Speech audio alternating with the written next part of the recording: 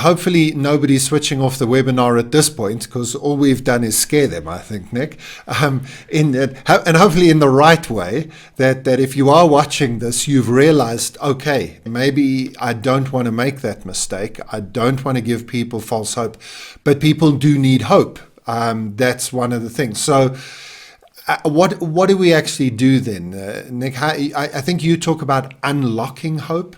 That's why we've used a key as a symbol on here. What do we need to do to unlock that hope for our teams and the people we lead?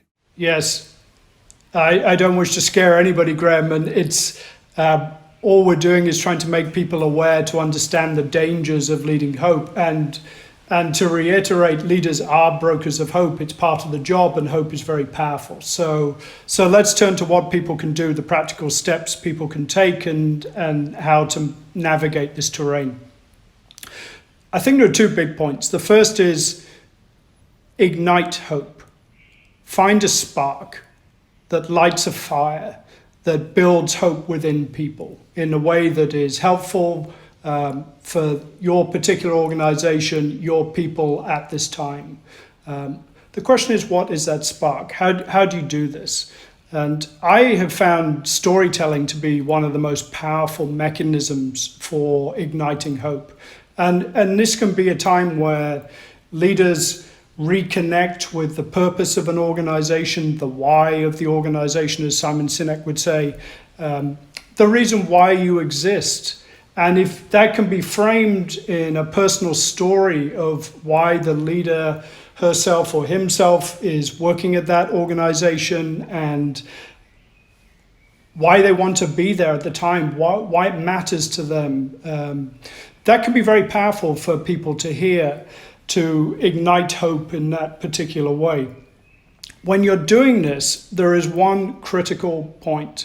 And that is to find the right balance between optimism and realism. And if you can do that, you will lead hope responsibly and effectively. That means never shy away from being realistic about the situation that you're in. Level with people. Tell them the truth. People can handle it far more than we give them credit for. And you're not trying to sugarcoat things. You're keeping it straight. Here's the situation we're in. It's tough right now. This is why. But then temper that with a dose of optimism, reasons to be hopeful. And this can be through stories. It can be through different mechanisms. Our own family business in England is over 110 years old, and during World War II, when the men were at war, the women of the company started picking fruit and selling it to keep the company open, and managed to keep the company alive during World War II. And then people came back from war. Now, as you know, is significant in England for integrating a gender-balanced workforce, that moment. But it was also a way, when we've gone through hard times as a small family business, that we've been able to reconnect with how do you balance realism and optimism through storytelling. Even in the darkest times, it's possible to connect, it's possible to find stories, and it's possible to ignite hope in others, as great leaders do. So maybe as we head towards the end here, I know there's a second point to come, but just to reinforce that first point, maybe it's an opportunity for you, if you're watching this video, this webinar, to just take a moment. You might even want to hit the pause button in a second and just take more time than we're going to give you now, but to just think about what it is that you might do. Nick's given some suggestions that this isn't the time to put an Excel spreadsheet up and to go through the numbers and ask people what they're going to do to decrease costs and increase profits. That's part of the job of the business, but your job as the leader would be to find the stories. Maybe there you do have a long history that you can look back on. It's maybe other people's stories of adversity and how they've come out of it. But it's probably most likely your own story of why you're in the job you're in, why you're in the business you're in, why you're in the industry you're in. tell that story. Second thing Nick suggested was make the connections. You know, if you're in a moment where you can't physically go and meet with people, you still want to do what Nick and I are doing here. Switch your video on, speak to people face to face, listen to them, and let them tell their stories as well. That's the connection. And then look for the sparks. So in your business, no matter how tough it is, unless you are already bankrupt and everything has been taken away from you and you sleeping in your car or whatever the right analogy is, there's probably some spark somewhere. A lot that you were doing is might be difficult right now, but there might be a spark of an opportunity, a spark that somebody did yesterday, some clever thing that happened, or something that even just happened in the community around you. Grab that spark, see it as a little flame that you can nurture into a bigger fire. So maybe, as I say, pause the video at the moment if you can, and just write down 2 or 3 things that you might do in the next few hours or the next day or two that could do precisely that, to ignite the hope. Well, the second thing we can cover quickly, as I touched on it earlier, and that is to extinguish false hope.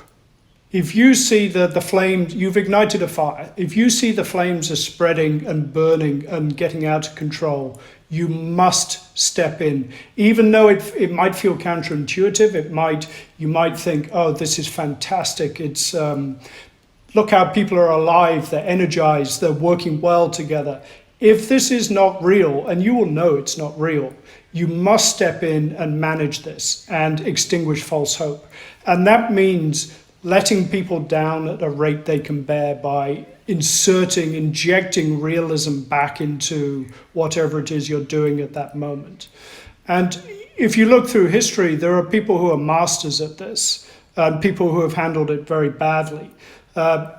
Winston Churchill was an icon in World War II for the British people in his ability to handle this well, to find that right balance between optimism and realism.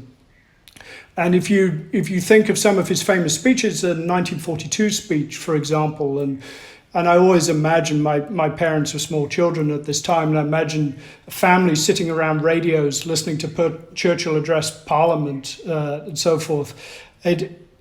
Churchill said, I have never promised anything, this is 1942, but blood, tears, toil, and sweat. I mean, what a dose of realism. I've never promised, but just blood, tears, toil, and sweat. Now, however, he said, we have victory. And he goes on to talk about how sweet that victory is, how warming it is. Not in he's not bragging at all. Because he goes further, he circles back and says, actually, this is not the end. It's not even the beginning of the end, but it is the end of the beginning. And those are famous lines in British history. And the speech is masterful in how he balances the realism of the situation. We're 3 years into war. It's been extremely hard. Many people have died. But there's been a victory. And there's going to be more victories, we think. However, there's still a long road ahead. A long, long road ahead. And this shows you really hope at its best, if you like. And that is, when do you need it? You need it in real times of adversity and crisis and emergency. But why do you need it? You need it to boost morale for people, to really find a new strength to change their attitude if people are down and depressed and listless. And what it does is hope at its best provides motivation for people. It keeps them going. It says, keep going. We will get through this. And as you have that victory that Churchill talks of, you build momentum to keep going.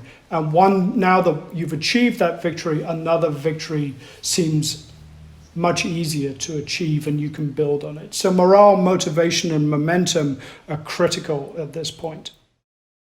So as a leader, you're wanting to look for the sparks, you're wanting to look for the little victories that you might have even in the middle of a tough, difficult crisis moment, but you're not wanting to let that get out of control.